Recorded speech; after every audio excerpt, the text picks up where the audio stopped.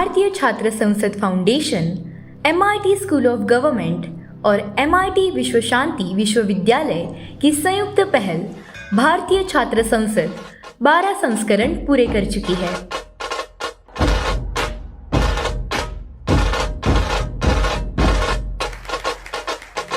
राजनीति में आने से पहले युवाओं को प्रशिक्षित से प्रेरित करने के उद्देश्य से आयोजित इस लोकतंत्र के त्योहार में पूरे देश से आए 12,000 से अधिक छात्र सहभागी हुए। विविध क्षेत्रों के जाने माने हस्तियों ने इस अवसर पर युवाओं का मार्गदर्शन किया।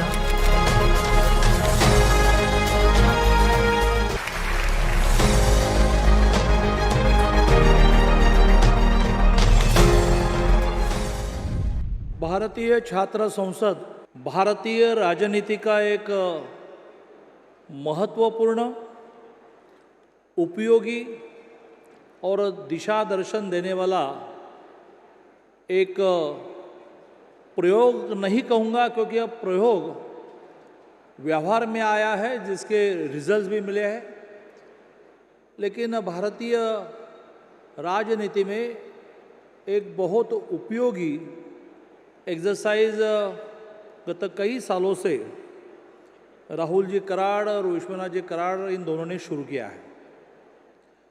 मैं इस MIT के अलग अलग कार्यक्रमों में काफ़ी बार आया। इस भारतीय छात्र संसद के बारे में सुना भी बहुत, लेकिन पहली बार इसमें सम्मिलित होने का भाग्य मुझे मिल रहा है। मैं तो एक विद्यार्थी के रूप में यह आना चाहता था, लेकिन राहुल जी ने आग्रह किया कि इसमें अलग अलग विषय रहते हैं, जिस विषयों के कारण आगे जाकर देश की राजनीति में काम करने वाले या राजनीति पर टिप्पणी करने वाले ऐसे सब लोगों को इन विषयों के कारण कुछ मटेरियल मिलता है, कुछ दिशा मिलती है। तो केवल विद्यार्थी के रूप में न आते हुए आप कुछ विषय रखें तो अच्छा रहेगा।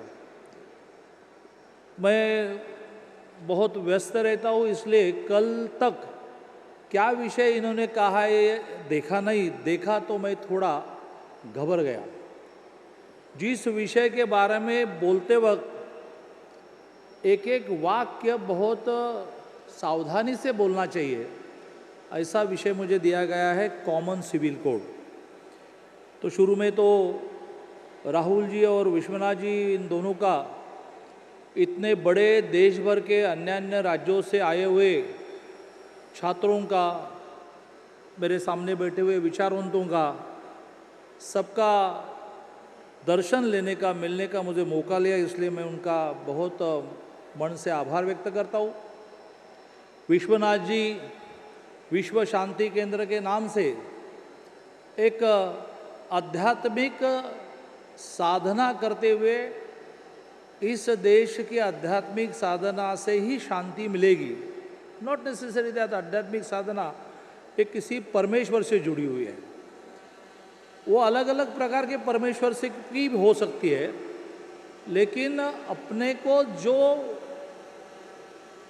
अपील होता है उसकी साधना करते करते करते हम अपने जीवन का क्या उद्दिष्ट था आने का यह खोजने तक जाते हैं और फिर शांति मिलती है कि अच्छा इसलिए आए थे। तो फिर लेखा जोखा होता है कि इसमें हमने क्या कर पाया, बचे हुए दिनों में क्या कर सकते हैं। ऐसे विश्व शांति केंद्र के नाम से आध्यात्मिक क्षेत्र में शिक्षा के साथ साथ विश्वनाथ जी काम कर रहे हैं, और राहुल जी इस देश ने जिस डेमोक्रेसी को स्वीकार किया, जिस लोकशाही का स्वीकार किया, उस लोकशाही में सजग लोग कैसे निर्माण हो। अंधविश्वास से चलो कोई एक नेता बोल रहा है, शायद वो व्यवहार में लाएगा, वो बोल रहा है वो चीज़ें, इसलिए मतदान करना, ऐसे नहीं।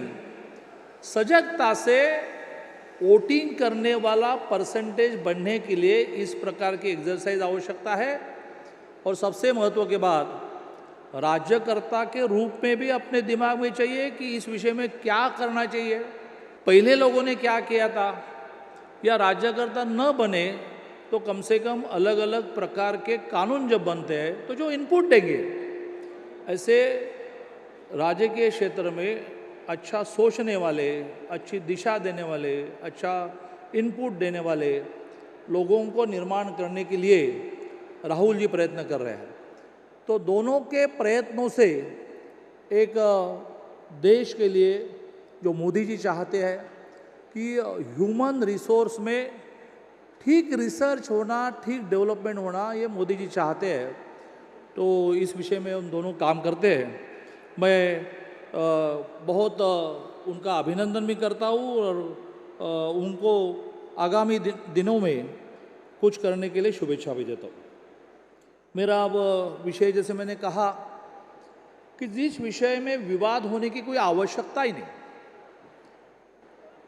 क्योंकि 90% कॉमन सिविल कोड, समान नागरिक कानून, ये है ही देश में 90%, बचा है सिर्फ 10%।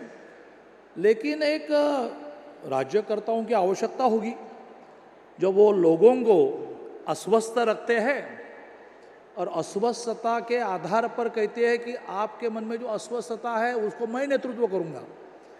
तो नेतृत्व करने के लिए जो राज्यकर्ता है अपने निजी स्वार्थ के लिए अलग अलग विषय डिबेटेबल न होने के बावजूद भी, जिसके बारे में दो मत नहीं है तो भी उसके दो मत निर्माण करने का प्रयत्न करते हैं। इसलिए मुझे लगता है कि यदि हम जब अपने देश का संविधान बना तो संविधान में मैं ये मानता हूँ कि कॉमन सिविल कोड नहीं बना, लेकिन संविधान बनते समय के सारे डिबेट्स को आप निकालेंगे तो वे ध्यान में आएगा कि सहमति नहीं हुई कानून बनने की, लेकिन सहमति इस पर बनी कि कभी ना कभी इसको करना है। इसलिए तो संविधान के कलम 44 में, क्लॉज 44 में directive guidelines,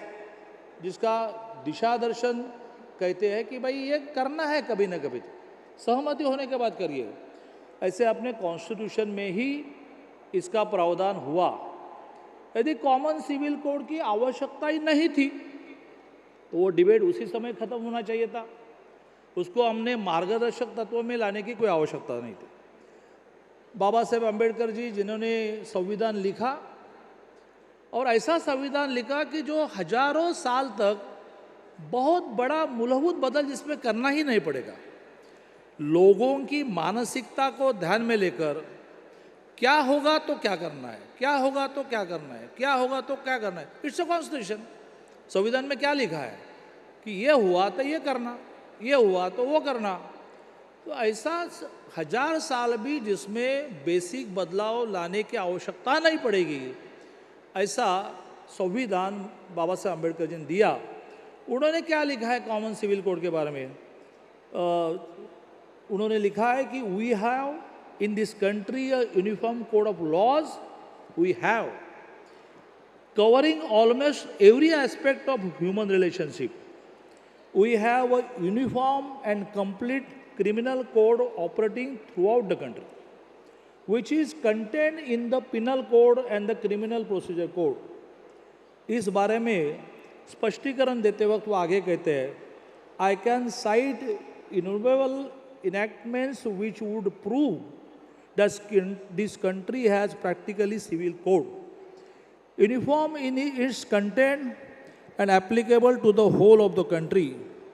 The only province the civil law has not been able to invade so far as the marriage and succession. बाबा साहब अम्बेडकर जी लिखते भी हैं और हम हर रोज की जिंदगी में अनुभव भी करते हैं कि सारी चीज़ों के लिए तो कॉमन सिविल कोड है ना। तो कई सारी बातों के बारे में जो कानून है वो सबके लिए कॉमन ही है। तो उन्होंने लिखा है आखिरी 2 लाइन जो महत्व की है, जिस पर भी इक्वेलिटी पुरुष और महिलाओं के बीच में, इसलिए लास्ट वाक्य वो कहते हैं the civil law has not been able to innovate so far as the marriage and succession.